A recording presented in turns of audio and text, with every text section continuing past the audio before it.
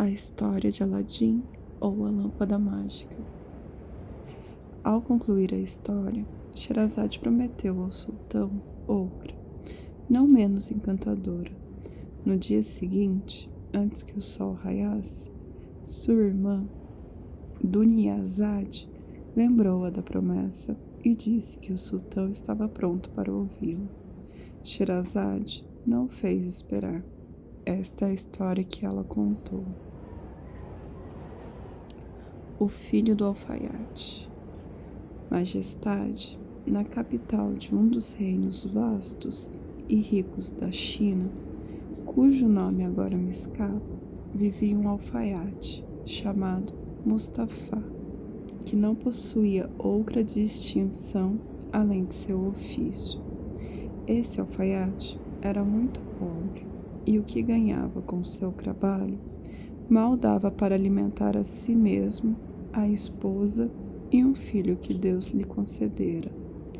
O filho, que se chamava Aladim, tinha sido criado sem muito zelo, o que fez com que desenvolvesse tendências desregradas. Cresceu sendo cruel, teimoso e rebelde. Depois que atingiu certa idade, os pais não conseguiram mais segurá-lo dentro de casa, e ele passava os dias brincando nas ruas e praças em companhia de meninos vadios, alguns até mais jovens do que ele. Quando Aladim alcançou a idade de aprender um ofício, seu pai, que só conhecia sua própria ocupação, levou-a a seu ateliê e tentou ensinar-lhe a costurar, mas nem carinho nem castigo foram capazes de aplacar a mente inquieta do filho. Assim que o alfaiate virava as costas, Aladim fugia e ficava na rua até a noite, e incapaz de alterar a conduta do filho, Mustafá foi obrigado a abandoná-lo ao seu desregramento. Isso muito magoou, e o pesar por não conseguir encaminhar o filho provocou-lhe uma doença tão grave que ele morreu poucos meses depois. A mãe de Aladim, vendo que o filho rejeitava o ofício do pai, fechou o ateliê e mandou fundir todos os apetrechos misturados com prata, o que, somado ao pouco que ela ganhava tecendo algodão, garantiu-lhes o sustento. Livre do medo que sentia do pai e tão atrevido com a mãe, a ponto de desafiá-la diante da menor repreensão, Aladim entregou-se totalmente à sua vida desenfreada. Cercou-se de meninos da sua idade e só queria saber de se divertir, vivendo na vadiagem até completar 15 anos, sem demonstrar a menor curiosidade por nada no mundo e sem se preocupar com o futuro. Então, um belo dia, enquanto Aladim brincava numa praça com seu bando de amigos vadios, um estranho que por ali passava se deteve e olhou para ele. Esse estranho era um grande feiticeiro, a quem os autores desta história chamavam de Mago do Maghreb. E assim vou chamá-lo, pois era mesmo proveniente do norte da África, e ali tinha chegado havia apenas 2 dias. Se o mago, que dominava a arte da leitura facial, enxergou nos traços de Aladim a resposta à sua própria busca, não temos como saber, mas discretamente ele se informou sobre a família, a condição social e o caráter do jovem. Quando descobriu tudo o que desejava saber, aproximou-se do rapaz e afastou-o um pouco dos amigos. Meu menino, ele disse, teu pai não é Mustafá, o alfaiate? Era, respondeu Aladim, mas já morreu faz muito tempo. Ao ouvir tais palavras, o mago abraçou Aladim e beijou-o, várias vezes, suspirando e às lágrimas. Aladim perguntou por que ele chorava. Ah, meu menino, choramingou o mago. Como não hei de chorar? Sou teu tio e teu pai era meu querido irmão. Minhas viagens me mantiveram distante por muitos anos, e logo quando eu volto, na esperança de revê-lo e dar a ele a alegria do meu regresso, me dizes que ele morreu. Muito me dói ser privado de tal alegria, mas vejo o rosto dele no teu, e isso ao menos me traz algum consolo.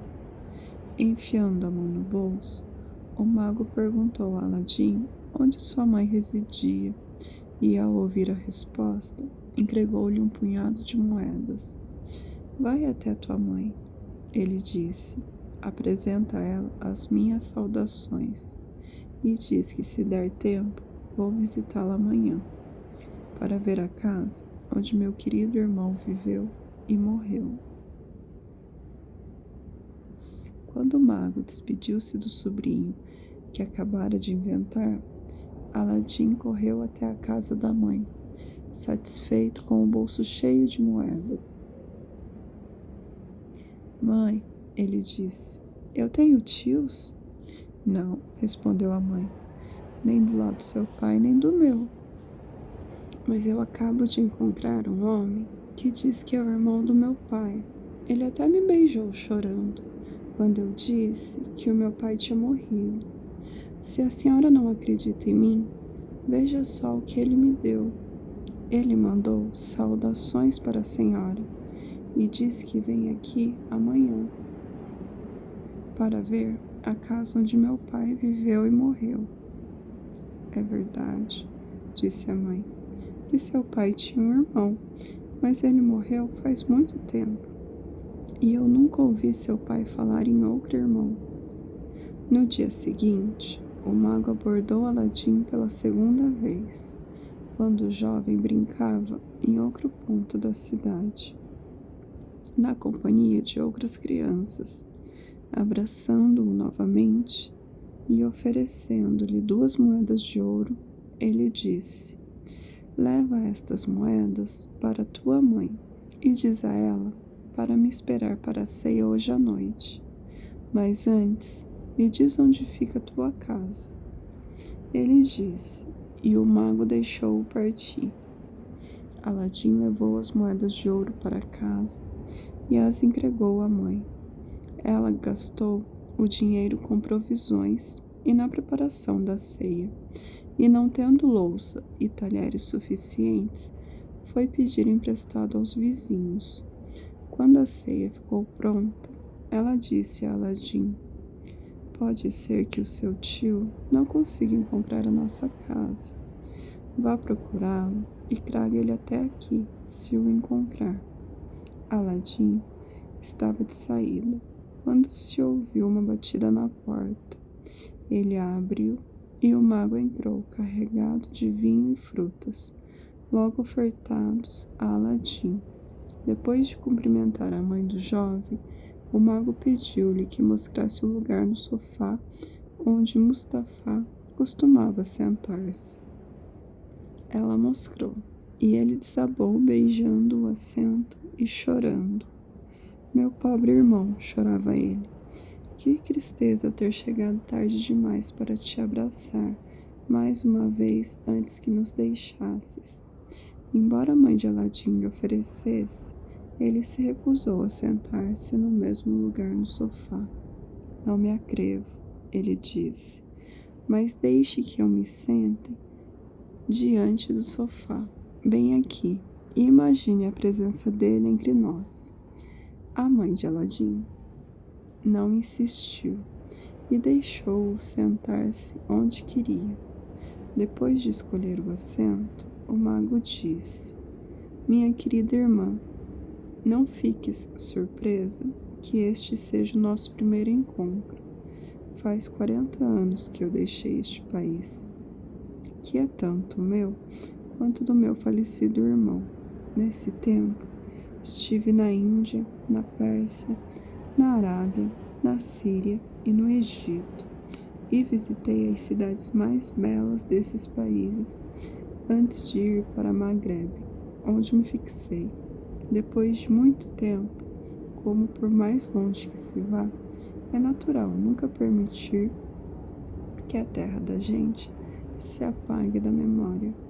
Fiquei tão desejoso de rever meu país e abraçar o meu querido irmão, enquanto ainda tinha forças para fazer a viagem, que tomei as providências de partir, sem mais demora.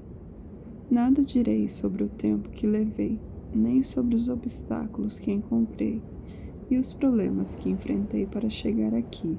Só direi que nada me causou mais tristeza durante toda a viagem do que a notícia da morte do meu irmão. Reconheci os traços dele no rosto do meu sobrinho, e foi assim que o identifiquei no meio da criançada. Ele deve ter contado como fiquei sentido com a notícia terrível, mas devemos louvar a Deus por todas as coisas. Tenho consolo, ao menos, de ver o rosto dele refletido no do filho. O mago, vendo a mãe sofrendo diante da lembrança do marido, mudou de assunto e, virando-se para Aladim, perguntou-lhe como se chamava. Meu nome é Aladim. Bem, Aladim, do que te ocupas? Tens algum ofício? Desconcertado pela pergunta, Aladim desviou o olhar. A mãe respondeu por ele. O Aladim é preguiçoso. Ela disse. O pai fez de tudo para ensinar o ofício de alfaiate a ele, mas não conseguiu. Desde que o pai morreu, apesar de todo o esforço, a única ocupação desse meu filho tem sido andar pelas ruas, onde o Senhor o encontrou, brincando com as outras crianças, embora ele nem seja mais criança. A menos que o Senhor consiga fazer com que ele crie vergonha, não sei o que será do Aladim. Ele sabe que o pai era pobre e que, com o meu tear, eu luto para dar de comer a nós dois. Um dia desses, eu vou mostrar a porta da rua para ele e vou mandá-lo para o mundo sozinho. Ao dizer tais palavras, a mãe de Aladim pôs-se a chorar. Isso não é bom, meu menino, disse o mago. Tu precisas pensar num jeito de ganhar a vida. Tem ofício de todo tipo e vais encontrar um que te agrade mais que os outros. Talvez o que era bom para o teu pai não seja bom para ti. Não precisas esconder nada de mim, só quero ajudar. Como Aladim nada respondeu, ele prosseguiu. Se não pretendes aprender um ofício e quiseres te tornar cavalheiro, eu posso te estabelecer como comerciante de tecidos. Terias teu próprio bazar e ganharias a vida honradamente. Pensa bem e diz com franqueza o que achas. Vais ver que estarei sempre disposto a cumprir minha promessa. A oferta lisonjeou Aladim, que não gostava de trabalho braçal, nem era tolo a ponto de não saber que os estabelecimentos comerciais em questão eram limpos e bem-quistos, e que os comerciantes em questão andavam bem vestidos e eram respeitados. Ele disse ao mago, a quem agora considerava seu tio, que se sentia mais propenso ao comércio de tecidos do que qualquer outro tipo de negócio, e que seria sempre grato a ele por sua generosidade. Já que gostas da ideia, disse o mago, vou te levar comigo amanhã e vou te vestir com trajes novos e belos, dignos dos comerciantes mais ricos da cidade. No dia seguinte, vamos providenciar o teu bazar. A mãe de Aladim, que até então não acreditará que o mago fosse irmão de seu marido, abandonou toda e qualquer dúvida ao ouvir o que o homem prometia fazer por seu filho. Agradeceu-lhe as boas intenções E depois de instar Aladim a ser digno das bênçãos prometidas pelo tio, serviu a ceia. A conversa fluiu em torno desse assunto durante toda a refeição, até que o mago, vendo que já era tarde, despediu-se da mãe e do filho. Na manhã seguinte, ele voltou conforme prometido e levou consigo Aladim a um comerciante que vendia roupas confeccionadas com os tecidos mais refinados e adequadas a todas as idades e ocasiões. O comerciante perguntou o tamanho que Aladim usava e, depois de separar os itens mais suntuosos, disse-lhe que fizesse sua escolha. Encantado com a generosidade do novo tio, Aladim escolheu um traje e o mago pagou o preço estipulado, sem barganhar. Quando se viu tão bem vestido da cabeça aos pés, Aladim agradeceu ao tio enfaticamente, e o mago reiterou a promessa de jamais abandoná-lo. Em seguida, levou o jovem aos locais mais elegantes da cidade, onde ficavam os estabelecimentos dos comerciantes mais abastados. E quando chegaram à rua dos grandes bazares, que vendia os tecidos mais finos, ele disse a Aladim: visto que em breve serás um comerciante como esses aí, é preciso que os conheça e que eles te conheçam também. Depois, levou o jovem às mesquitas mais imponentes, às estalagens onde os comerciantes estrangeiros se hospedavam, e às dependências do palácio do sultão, cujo acesso era livre. Por fim, tendo visto o que havia de melhor na cidade, foram até a estalagem onde o mago se hospedara. Encontraram um grupo de comerciantes com os quais o mago fizera amizade, desde que ali chegaram, e os quais ele convidou para almoçar, a fim de apresentá-los ao suposto sobrinho. A comilança durou até o início da noite. Finalmente, Aladim pediu licença, e o mago fez questão de acompanhá-lo até a porta da mãe. Quando viu o filho com roupa nova, ela deu um grito de felicidade e abençoou o mago 1000 vezes. Querido cunhado, ela disse, eu sei que o meu filho não merece os seus presentes e que será indigno deles se não corresponder à confiança que o Senhor deposita nele. Quanto a mim, quero lhe agradecer mais uma vez, com toda a minha alma, e desejar vida longa ao Senhor, para que testemunhe a gratidão dele, que só vai poder ser expressa se ele se conduzir de acordo com o que o Senhor propôs. O Aladim é um bom menino, respondeu o mago. Ele me atende e acredito que vamos transformá-lo em alguém importante. Minha única preocupação é não poder cumprir o que prometi fazer amanhã, pois, sendo sexta-feira, os estabelecimentos comerciais vão estar fechados e não vamos poder alugar e equipar um para nós enquanto os outros comerciantes estiverem de folga. Precisamos adiar as nossas providências até sábado, mas vamos manter o nosso encontro amanhã.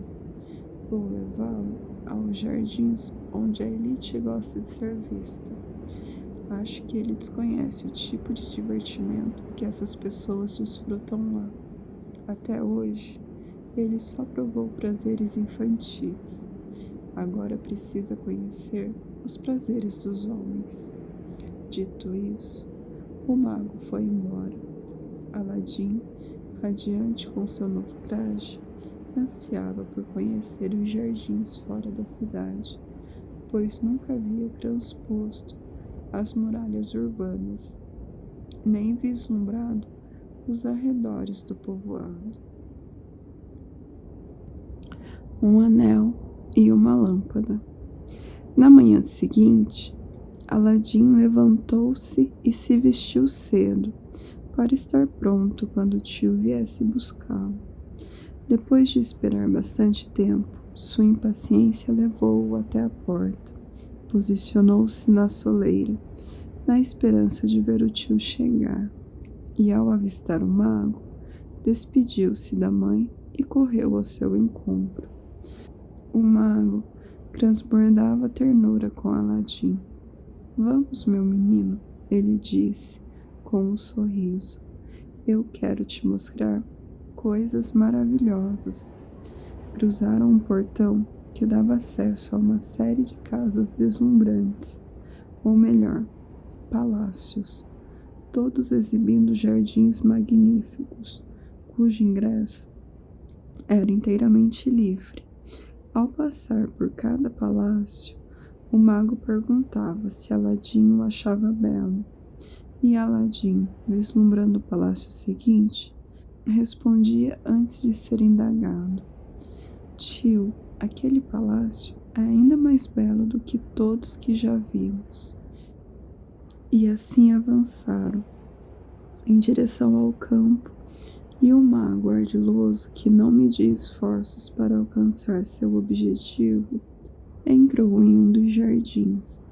Foi sentar-se ao lado de uma grande fonte, que jorrava água fresca através das narinas de um leão de bronze, e fingiu-se exausto. Deves estar tão cansado quanto eu, ele disse a Aladim. Vamos parar aqui e recuperar o fôlego.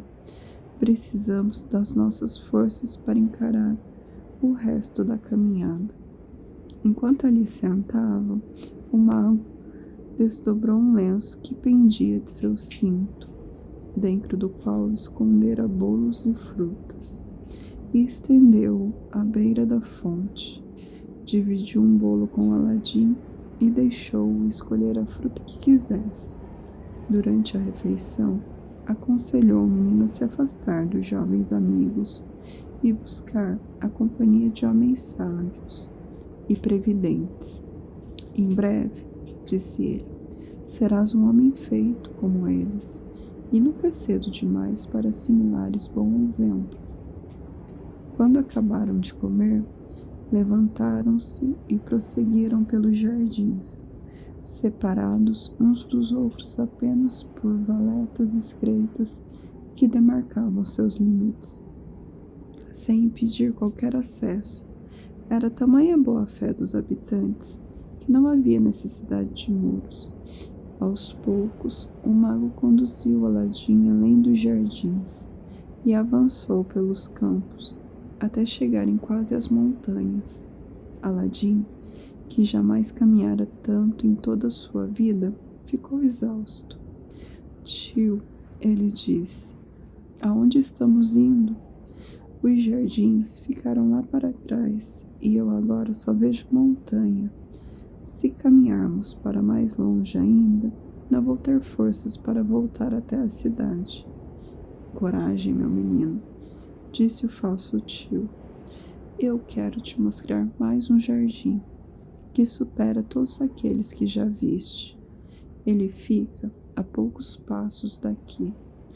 Quando lá chegarmos, vais me dizer que pena seria não tê-lo visto, depois de estarmos tão perto. Aladim assentiu, e o mago levou-o adiante, o tempo todo distraindo o jovem com histórias. Por fim, alcançaram uma passagem estreita entre duas montanhas. Era aquele local estranho que o mago pretendia atrair Aladim.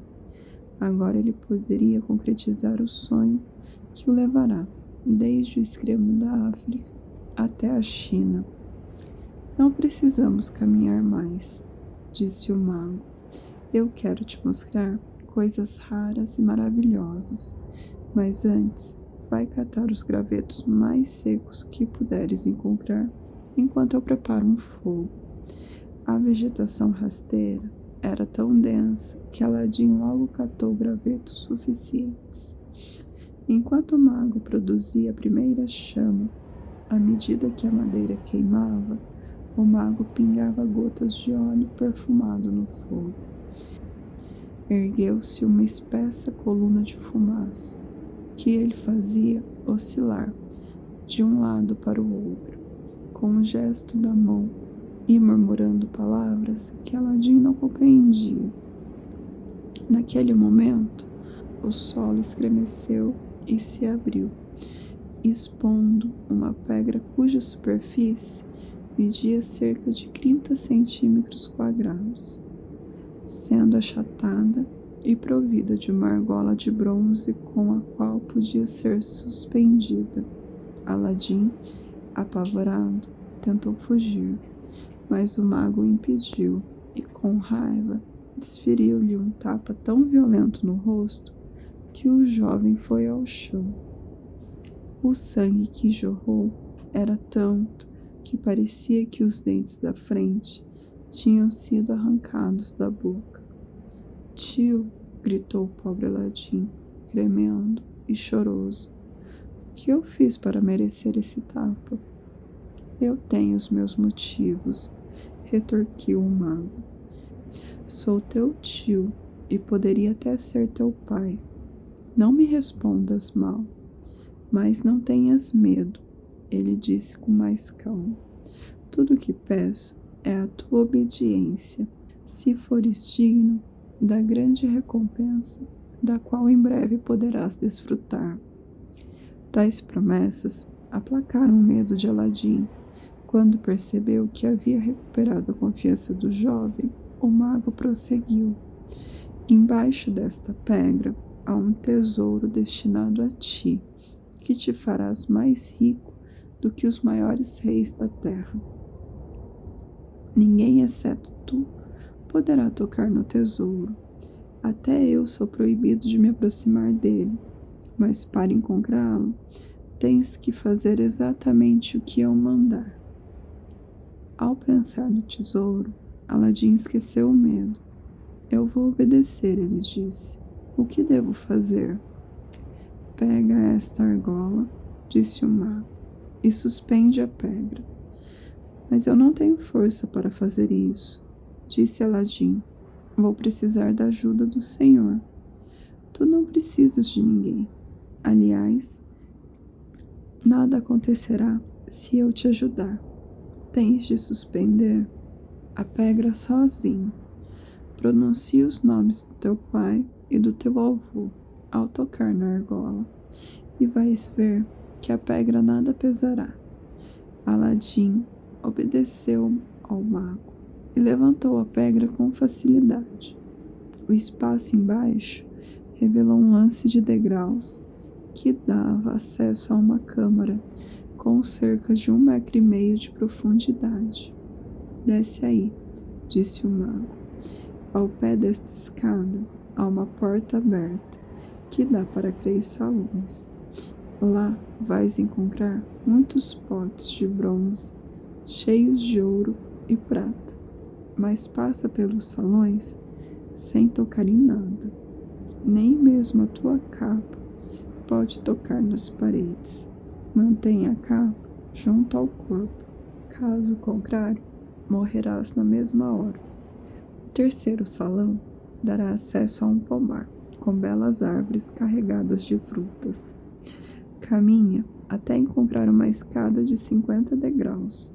No topo da escadaria há um nicho, e no nicho uma lâmpada. Pega a lâmpada, esvazia o óleo e traz a lâmpada para mim. Não te preocupes com a possibilidade de manchar a tua capa. O combustível não é de fato óleo, e a lâmpada vai ficar seca no instante em que for esvaziada. Quanto às frutas do pomar, pode escolher quantas quiseres. Isso não é proibido. Ele retirou um anel do dedo e entregou-o a Aladim, dizendo que o anel o protegeria do mal. Agora vai, disse ele, e procede com valentia. Nós dois seremos ricos até o fim das nossas vidas. Aladim desceu pela câmara e atravessou os salões com toda a cautela, receando morrer. Cruzou o pomar como se fosse o vento, subiu correndo a escadaria, Pegou a lâmpada acesa que estava no nicho, esvaziou o óleo e, constatando que a lâmpada ficará absolutamente seca, conforme dissera o mago, guardou-a na capa. Então, desceu a escadaria, detendo-se apenas para contemplar as árvores, reluzentes de tantos frutos. Havia frutas brancas, outras transparentes e lisas como cristal, e frutas vermelhas, algumas mais escuras, e frutas verdes, azuis, roxas e amareladas, além de outras cores. Olhando mais de perto, viu que as brancas eram pérolas, as transparentes e lisas, diamantes, as vermelhas eram rubis, algumas em tons mais escuros, as verdes, esmeraldas, as azuis, turquesas, as roxas, ametistas, as amareladas eram safiras, e assim eram as demais, todas pedras preciosas. O tamanho das pedras era inacreditável e a beleza indescritível. Aladim, que não fazia ideia do valor ali contido, não se impressionou com a visão daquelas frutas e não se sentiu tão atraído por elas como se sentiria caso fossem figos ou uvas ou qualquer outra das belas frutas cultivadas na China.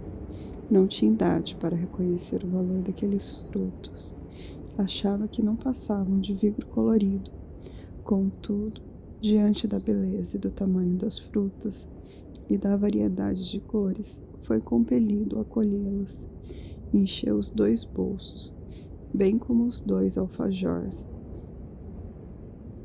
que o mago lhe comprará na mesma ocasião que as roupas, e até enfiou algumas frutas por baixo do cinto do tecido, uma longa faixa de seda, para evitar que caíssem no chão. Desconhecendo o valor da fortuna que levava consigo, Aladim passou depressa pelos salões, com a mesma cautela de antes, e chegou à entrada da câmara onde o mago o aguardava. Por favor, disse Aladim, me dê a mão e me ajude a subir. Primeiro, me entregue a lâmpada, disse o mago. Vai pesar no teu corpo. Não se preocupe, respondeu Aladim. Não está pesando nada. Eu entrego a lâmpada para o senhor assim que sair fora daqui. O mago insistiu em pegar a lâmpada primeiro, mas Aladim, que a enfiará por debaixo das frutas, recusou-se a entregá-la. O mago enfureceu-se e, lançando um pouco de óleo ao fogo, pronunciou algumas palavras mágicas. A pedra voltou a escorregar por cima da câmara e o solo se fechou. Ao contrário do que afirmava, o mago não era irmão de Mustafá, o alfaiate. Portanto, tampouco era tio de Aladim. De fato, tinha vindo do norte da África, seu local de nascimento, e visto que o Maghreb é uma região mais afeita à magia do que qualquer outra, ele se dedicará a tal prática desde a infância. Depois de 40 anos de encantamentos e estudos, de evidência obtido por meio de areia e fumaça, ele havia descoberto a lâmpada mágica, cuja posse haveria de torná-lo o governante mais poderoso de todo o universo. Uma adivinhação recente revelará que a lâmpada estava enterrada no meio da China. Convicto da veracidade da revelação, ele se deslocará dos confins da África e, ao cabo de uma viagem exaustiva, tinha chegado à cidade mais próxima ao tesouro. No entanto, ainda que o mago houvesse descoberto o paradeiro da lâmpada, não lhe era permitido removê-lo, tampouco entrar na câmara subterrânea. Outro indivíduo teria de ir em seu lugar, pegar a lâmpada e trazê-la. Para tal propósito, escolhera Aladim, que lhe parecia um jovem consequente. Tão logo tivesse a posse da lâmpada, o mago haveria de praticar o feitiço ao qual já me referi e sacrificar o pobre ingênuo. de modo que não houvesse testemunha de sua ganância. Ao bater-lhe no rosto e ele se impor, o mago pretendia incutir em Aladim uma atitude de temor e submissão, de maneira que, ao exigir que Aladim lhe entregasse a lâmpada, o jovem obedecesse prontamente. Mas ocorreu o contrário. Por fim, o mago traiu Aladim antes mesmo do momento em que pretendia fazê-lo.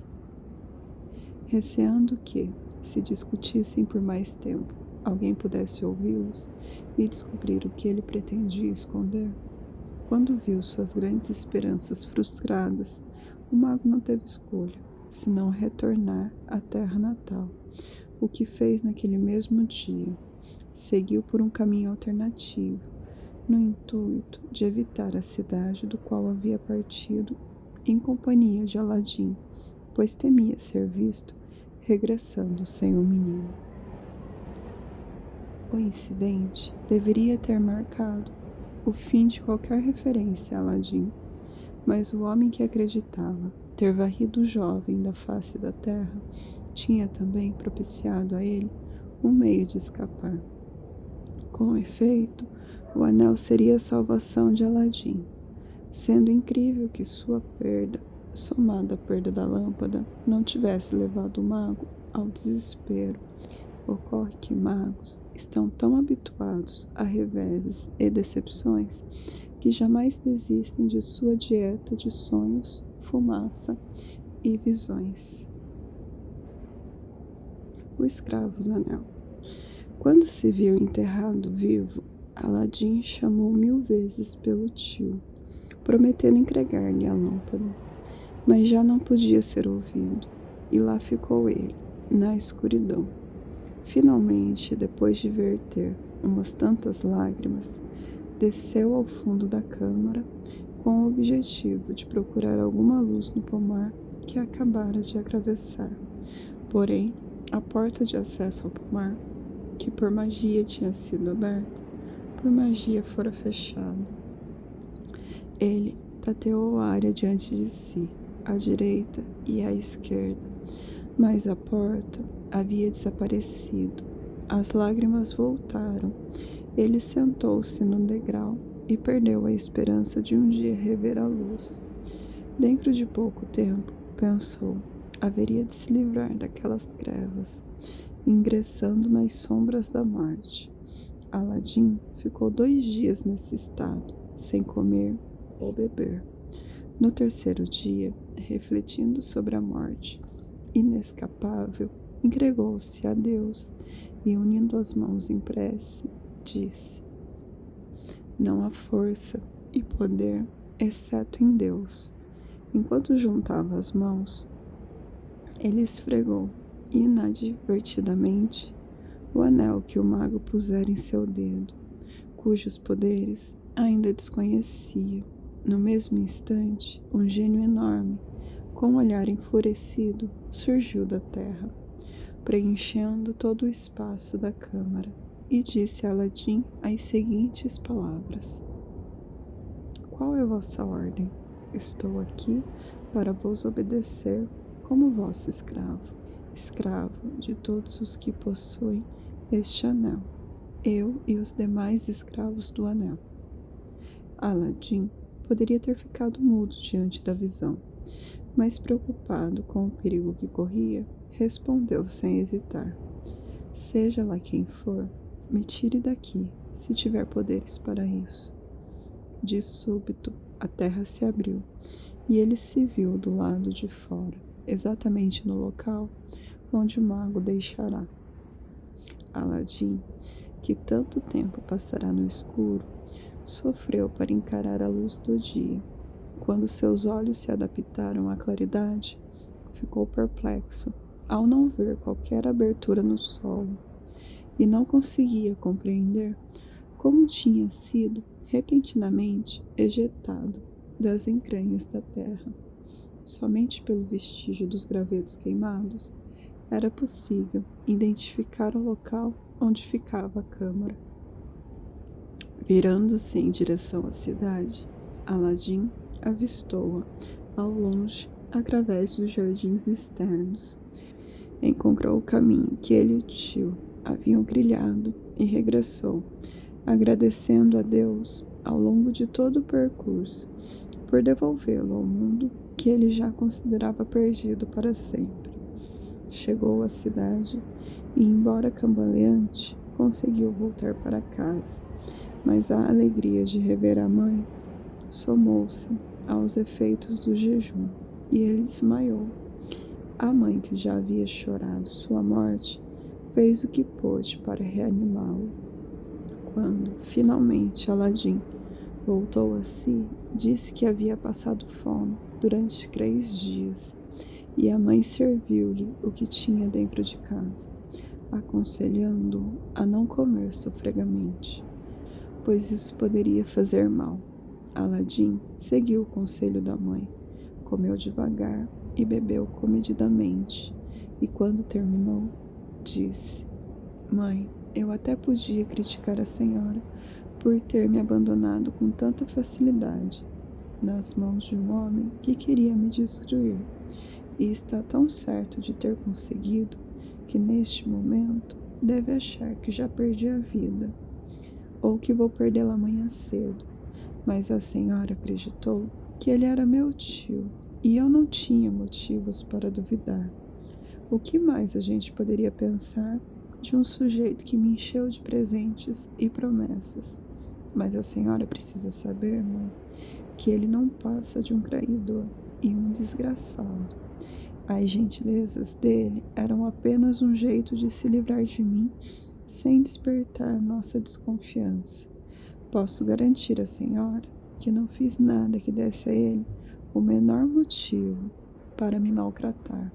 A senhora vai concordar comigo quando eu contar tudo o que sofri desde que a gente se despediu. Aladim relatou à mãe o que transcorrera desde a sexta-feira anterior, quando o mago o levará consigo para visitar palácios e jardins nos arredores da cidade, e tudo o que aconteceu ao longo do caminho até eles alcançarem o local entre as montanhas onde o mago levaria a cabo sua ação. Contou que, com um pingo de óleo lançado ao fogo e um feitiço murmurado, a terra se abriu e revelou uma câmara que dava acesso a um tesouro incalculável. Fez questão de mencionar o tapa que levara do mago, que, amansando um pouco, conseguiu convencê-lo, com promessas e um anel no dedo, a entrar na câmara. Aladim foi detalhista ao relatar tudo o que tinha visto ao transitar pelos 3 salões, mencionando o pomar, o nicho onde encontrará a lâmpada mágica, e mostrou à mãe a lâmpada e as frutas que havia colhido no pomar. Os frutos eram pedras preciosas, que brilhavam feito o sol, mesmo no interior da sala iluminada, mas o conhecimento da mãe de Aladim acerca daquelas coisas não era maior do que o do filho. Ela havia crescido na pobreza e jamais possuíra joias, nem convivera com amigas que as usassem. Portanto, não surpreende o fato de ela não perceber grande utilidade nas joias, além da satisfação que propiciava aos olhos com suas cores diversas. Aladim concluiu o relato, contando que, ao retornar à entrada da câmara, e já pronto para sair, recusou-se a entregar a lâmpada ao tio, e a câmara fechou-se subitamente pelos poderes do óleo que o mago lançara ao fogo e que cuidará para manter aceso, e pela força das palavras por ele pronunciadas. Mas Aladim não foi capaz de prosseguir sem se comover. As lágrimas descreveu o desespero que sentiu, desde o momento em que se viu enterrado vivo até ser devolvido ao mundo graças ao anel. A senhora já sabe do resto, ele disse. Essas foram as minhas aventuras e os perigos que enfrentei desde a última vez que a senhora me viu. A mãe de Aladim ouviu atentamente a história impressionante sem interromper o filho. Contudo, nos momentos em que a traição do mago ficava mais evidente, ela não conseguia se conter e verbalizava sua indignação. Assim que Aladim terminou o relato, a mãe lançou 1000 maldições contra o impostor, chamando-o de traidor, desgraçado, selvagem, assassino, trapaceiro, feiticeiro e inimigo da espécie humana. Sim, meu filho, um feiticeiro, gente que lida com feitiço, o ofício do diabo. Louvado seja Deus, que não permitiu que a crueldade do mago acabasse contigo. Você deve agradecer muito a ele por essa graça. Você não estaria vivo agora se não tivesse se lembrado dele e implorado sua ajuda. A mãe disse muito mais, sem se distanciar do ódio que sentia pelo mago, mas enquanto falava, percebeu que Aladim, insone, havia 3 noites, precisava descansar. Então levou-o até a cama e pouco depois também foi se deitar. O escravo da lâmpada. Aladim, que não tivera um minuto de descanso em sua prisão subterrânea, dormiu um sono profundo e só se levantou tarde. Quando acordou, pediu algo para comer. Ai de mim, disse a mãe, não tenho nenhum pedaço de pão para te dar, mas ainda tenho um pouco de fio de algodão que posso vender e comprar alguma coisa para o nosso almoço. Não gaste o seu algodão, respondeu Aladim, e vá buscar a lâmpada que eu entreguei para a senhora ontem. Eu posso vender a lâmpada. A venda vai nos garantir uma refeição matinal, um almoço e, quem sabe, até uma ceia também. A mãe de Aladim foi buscar a lâmpada. Como a lâmpada estava muito suja, ela pegou um pouco de água e areia para limpá-la. Porém, mal começara a esfregá-la, um gênio medonho e gigantesco surgiu diante dela e esbravejou. Qual é vossa ordem? Estou aqui para vos obedecer como vosso escravo, escravo de todos os que possuem esta lâmpada, eu e os demais escravos da lâmpada. A mãe de Aladim não teve condições de responder. Desmaiou assim que viu o gênio, mas Aladim não perdeu tempo. Agarrou a lâmpada e, falando por sua mãe, disse: Estou com fome, me dê algo para comer. O gênio voltou no instante seguinte, trazendo na cabeça uma bandeja enorme, sobre a qual havia 12 travessas de prata contendo carnes finas, 6 pães e 2 garrafas de um vinho sofisticado. Em cada mão, ele trazia uma taça de prata. Após deixar tudo sobre o sofá, ele desapareceu. Quando recuperou os sentidos, a mãe de Aladim ficou abismada com o banquete que viu diante de si. A quem devemos agradecer por esta fartura? Ela indagou. Será que o sultão ouviu falar da nossa pobreza e teve pena da gente? Mãe, respondeu Aladim, vamos comer. Durante a refeição, a mãe de Aladim não se cansava de admirar a bandeja e as travessas, embora não soubesse dizer se eram feitas de prata ou de algum outro material. Na verdade, por ignorar o valor dos objetos, nada além da surpresa da aparição lhe causava espanto. E o filho tampouco sabia o quanto aquilo tudo era precioso. Era meio-dia quando sentaram para comer, e só levantaram quando anoiteceu. Uma vez que os pratos eram quentes, resolveram aproveitar e emendar o café da manhã, almoço e jantar. Quando acabaram a longa refeição, Aladim contou à mãe sobre o gênio. Em todos esses meus anos na Terra, ela disse, nunca ouvi falar de alguém ter visto um gênio. Como é que esse espírito foi aparecer para mim?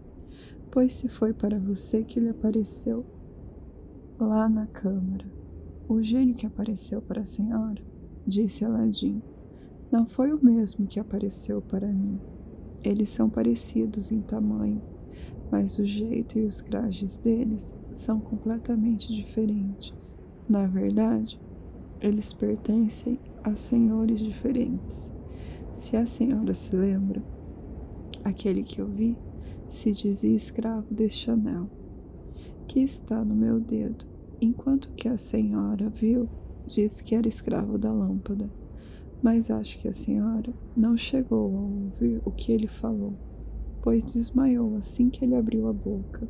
Você está querendo dizer, ela falou, que o gênio tem a ver com a tua lâmpada? Tire ela da minha frente. Não quero me meter com ela. Eu te imploro que venda esse anel também. É proibido se envolver com gênios. São demônios. Foi o nosso profeta que falou isso. Depois de tudo que a lâmpada nos deu, retorquiu Aladim, não vou querer vendê-la por enquanto. Meu tio perverso desejava essa lâmpada, mais que todo o ouro e toda a prata que ele sabia existir naqueles salões.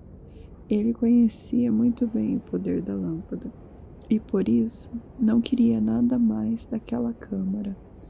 Já que a sorte nos mostrou as virtudes da lâmpada, vamos tirar proveito, mas sem fazer alarde, para não despertarmos a inveja dos vizinhos. Quanto ao anel, eu peço que a senhora me deixe ficar com ele e usá-lo sempre no dedo. Sem ele, a senhora nunca mais ia me ver. Quem sabe quando outro perigo pode surgir e eu precisar que ele me salve. A mãe não podia se opor e deixou-o agir como quisesse. Na noite seguinte, depois do jantar, nada restava da boa comida que o gênio trouxera. De manhã, antes que a fome atacasse, Aladim enfiou embaixo da capa uma das travessas de prata e saiu para vendê-la. A caminho do mercado, encontrou um comerciante judeu, a quem exibiu a travessa e perguntou se desejava comprá-la. O comerciante, vendo que se tratava de prata de qualidade, perguntou-lhe o valor. Aladim, que não fazia ideia do preço e jamais negociara com aquele tipo de mercadoria, respondeu simplesmente que tinha plena consciência do valor da travessa e confiava na boa-fé do homem. Instigado pela ingenuidade do jovem, o comerciante tirou do alfajor uma moeda de ouro que valia no máximo 1/10 do valor da travessa e ofereceu ao rapaz. Aladim agarrou a moeda e saiu correndo, tão prontamente que o comerciante, insatisfeito com o lucro que acabara de ganhar, praguejou por não ter percebido que Aladim desconhecia o valor do item e teria aceito um pagamento ainda menor. O comerciante pensou em sair correndo atrás de Aladim e tentar recuperar um pouco do dinheiro já pago, mas o jovem era ligeiro e já ia longe demais. Mãe e filho sobreviveram à custa da moeda durante alguns dias, e sempre que o dinheiro acabava, Aladim vendia outra travessa ao comerciante, até que as 12 foram vendidas. O comerciante, que tinha pago uma moeda de ouro pela primeira, não pôde oferecer menos pelas demais, com receio de perder o bom negócio. Quando já não havia travessa de prata, Aladim vendeu a bandeja, que pesava 10 vezes mais do que qualquer travessa. Pretendia mostrá-la a outro comerciante, mas o peso impediu-o de fazê-lo, e ele foi obrigado a procurar o mesmo comprador de sempre, que lhe pagou 10 moedas de ouro. Enquanto duraram, as 10 moedas de ouro foram gastas com despesas relacionadas à manutenção da casa. Aladim, antes acostumado com a vida ociosa, renunciara à companhia dos outros meninos desde a aventura com o mal. Agora passava os dias caminhando e conversando com as pessoas que encontrava. Às vezes, detinha-se nos bazares dos comerciantes, onde gostava de ficar ouvindo os debates, o que, com o passar do tempo, proporcionou-lhe algum conhecimento sobre o mundo. Quando nada mais restava das 10 moedas de ouro, Aladim recorreu à lâmpada, e o gênio trouxe-lhes outro banquete.